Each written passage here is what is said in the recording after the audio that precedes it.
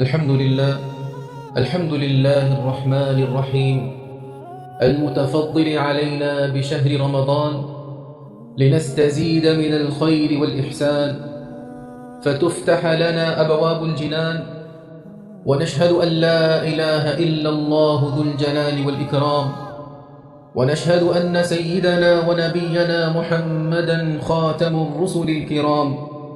صلى الله وسلم وبارك عليه وعلى آله وصحبه ومن تبعهم بإحسان.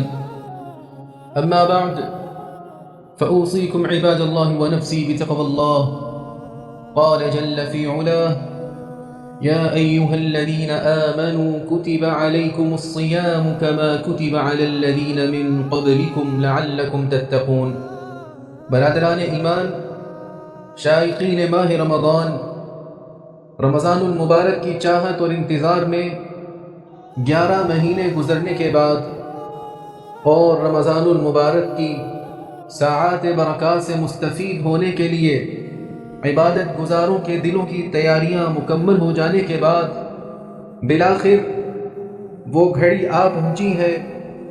کہ ماہ رمضان کے انوارات کی کرنیں ہر سو پھیل رہی ہیں. اس کی روح پرور ہوائیں اور اس کے راز و نیاز ہم سے قریب تر ہوئے جا رہے ہیں. ہمارے نبی صلی اللہ علیہ وسلم اس ماہ مبارک کے ورود مسعود کی بشارت دیتے ہوئے فرمایا کرتے تھے: اتاکم رمضان شہر مبارک فرض اللہ عز وجل علیکم صیامہ تفتح فیہ ابواب السماء وتغلق فیہ ابواب الجحیم وتغل فیہ مردد الشیاطین. رمضان کا مبارک مہینہ تمہارے پاس آ چکا ہے. اللہ تعالیٰ نے تم پر اس کے روزے فرض کر دیے ہیں. اس میں آسمان کے دروازے کھول دیے جاتے ہیں، جہنم کے دروازے بند کر دیے جاتے ہیں اور سرکش شیاطین کو بیڑیاں پہنا دی جاتی ہیں. جی ہاں میرے بھائیوں، رمضان المبارک کی پرکیف فضائیں، معطر ہوائیں چل رہی ہیں،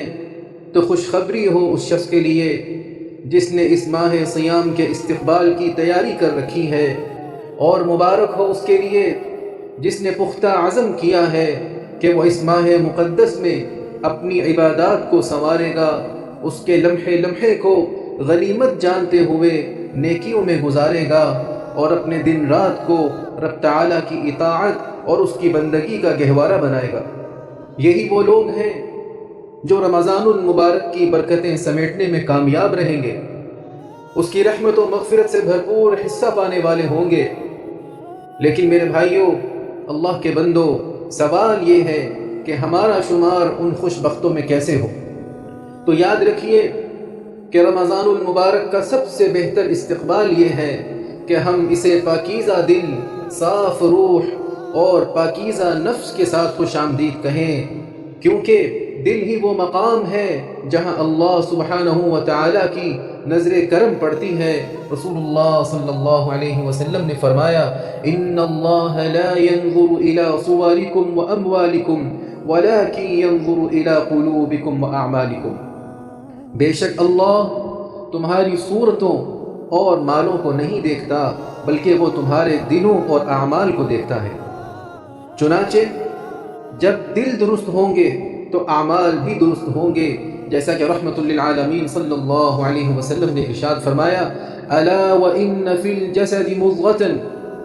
اذا صلحت صلح الجسد كله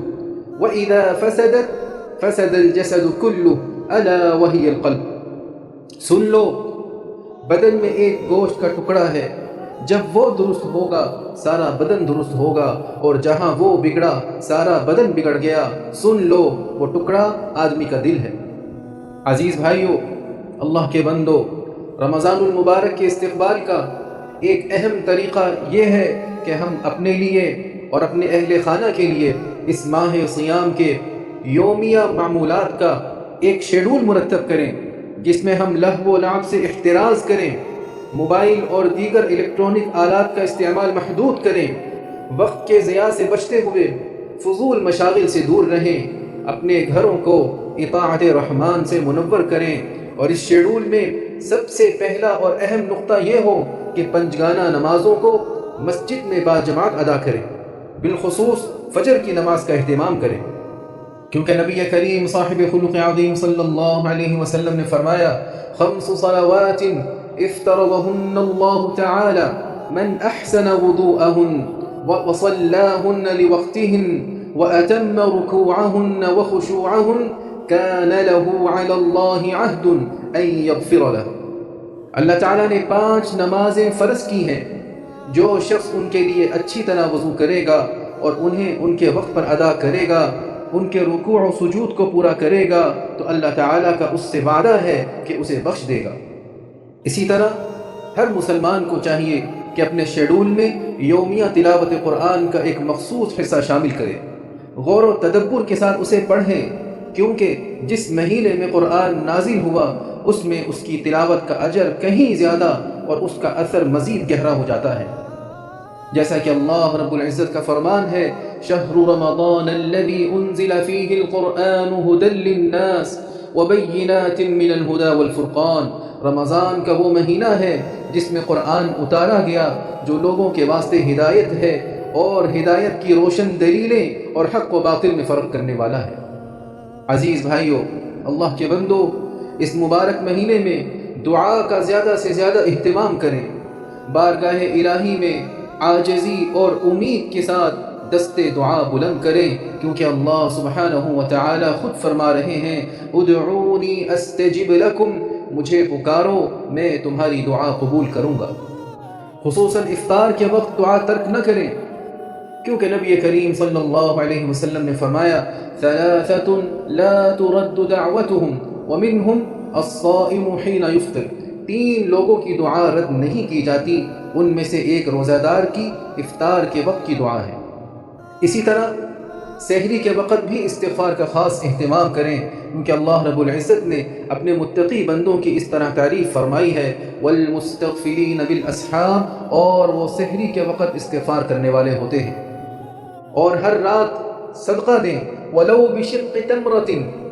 چاہے کھجور کا ایک ٹکڑا ہی کیوں نہ ہو، جو آپ کسی بھوکے کو کھلائیں یا اس سے کسی روزے دار کا روزہ افطار کروائیں، کیونکہ نبی کریم صلی اللہ علیہ وسلم نے فرمایا: من فطر صائما كان له مثل اجره غیر انه لا ينقص من اجر الصائم شيئا۔ جس نے کسی روزے دار کو افطار کرایا تو اسے بھی اس کے برابر ثواب ملے گا، بغیر اس کے کہ روزے دار کے ثواب میں سے ذرہ بھی کم کیا جائے۔ تو میرے بھائیو، اللہ کے بندو، رمضان المبارک کا استقبال اس طرح کریں کہ اپنے گھروں کے ماحول کو محبت و سکون سے آراستہ کیجیے، افراد اہل خانہ سے باہم ملاقاتوں کے لیے خصوصی نشستیں منعقد کیجیے، تاکہ رشتوں میں الفت و رحمت، محبت و یگانگت بڑھ سکے، اور ان فیملی نشستوں کا دائرہ وسیع کیجیے، خاندان کے بکھرے ہوئے شیرازے کو جمع کریں، بہنوں اور بھائیوں کو بلائیں، سب رنجشیں اور اختلافات ختم کر دیں، کیونکہ رمضان مصالحت اور تعلقات جوڑنے کا مہینہ ہے۔ لہٰذا آگے بڑھیے اور ان محارم سے اپنا تعلق جوڑیے جن سے قطع تعلق کر چکے ہیں، اس میں آپ کے لیے عظیم اجر ہے۔ نبی کریم صلی اللہ علیہ وسلم نے فرمایا: لیس الواصل بالمکافئ ولكن الواصل من اذا قطعته رحمه وصلها۔ رشتہ جوڑنے والا وہ نہیں جو بدلے میں جوڑے، بلکہ وہ ہے جو تعلق منقطع ہونے پر بھی اسے بحال کرے۔ تو میرے بھائیوں، یوں ہم پاکیزہ دلوں،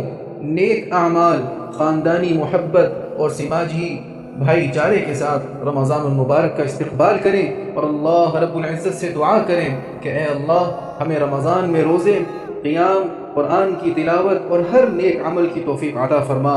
اے رحمان، ہماری نیکیوں کو قبول فرما۔ یا رب العالمین، ہمیں اپنی اطاعت اور ان کی اطاعت کی توفیق عطا فرما جن کی اطاعت کا تو نے ہمیں اپنے اس فرمان میں حکم دیا ہے۔ یا ایھا الذین آمنوا اطیعوا اللہ واطیعوا الرسول واولی الامر منکم۔ اقول قولی واستغفر اللہ ربی۔